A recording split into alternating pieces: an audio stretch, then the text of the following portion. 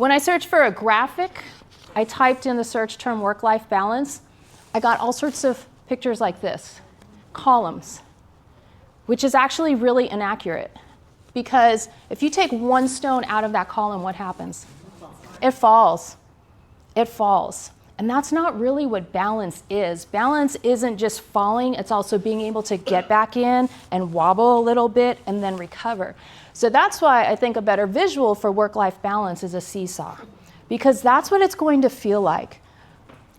We need to be realistic. It's going to be pretty rare where you feel those moments of zen, like that garden picture with the stones all piled up, because most likely you go, go, go, go all day long. You get home, you take 2 seconds to breathe, and then there's more go, go, going for the personal part, or you get a phone call with an emergency. So that's why that visual structure is unrealistic. It's more like a seesaw. Oh, I'm in a down moment. Oh, I'm in an up moment. And every once in a while, you're just teetering level. And so that is a more realistic vision to have. And all of this is related to balancing everything in our lives, not just time. It's balancing being others-focused with being self-focused. If you're completely others-focused, then you'll never be able to get anything done and never take care of yourself. But if you're completely self-focused, you're never going to help anybody. So it's this balancing act of managing when you will be others-focused and when you will be self-focused. It's no different than different parts of our personality and our emotions throughout the day. So sometimes we're happy, sometimes we're sad.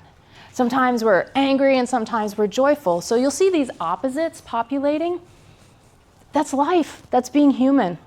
It's just constantly waffling back and forth.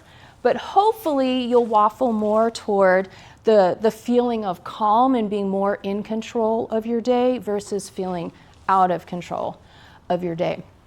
All right. So today will sound a lot like it's self-focused simply because if you are able to negotiate time with yourself first, you'll be able to better negotiate time with others even better. So that's why today it really is all about you.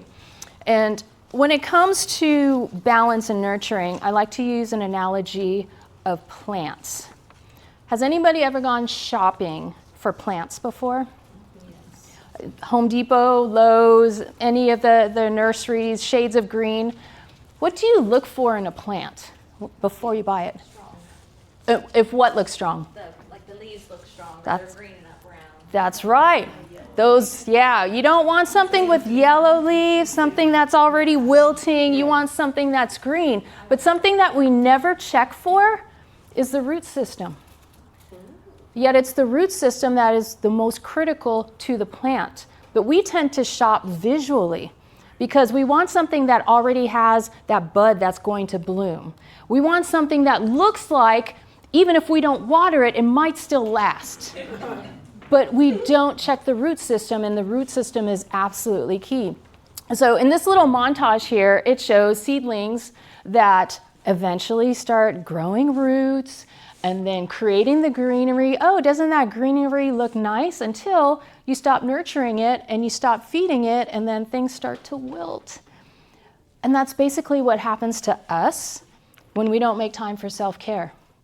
We need to establish our root system so that way we can stay strong for ourselves and for everybody around us.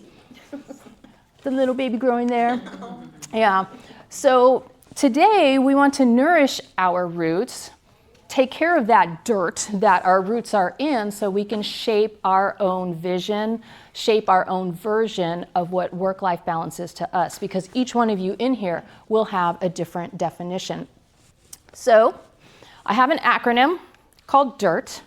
So if any of you looked ahead in the handout and you saw DIRT listed there, you might have been wondering, what does this have to do with time? And that's because when you go to a facilitator training workshop, they always tell you, try to come up with an acronym because it helps people remember. So my acronym is DIRT. The D stands for develop. Before you can get to the I, implement, it's really important to first develop a plan.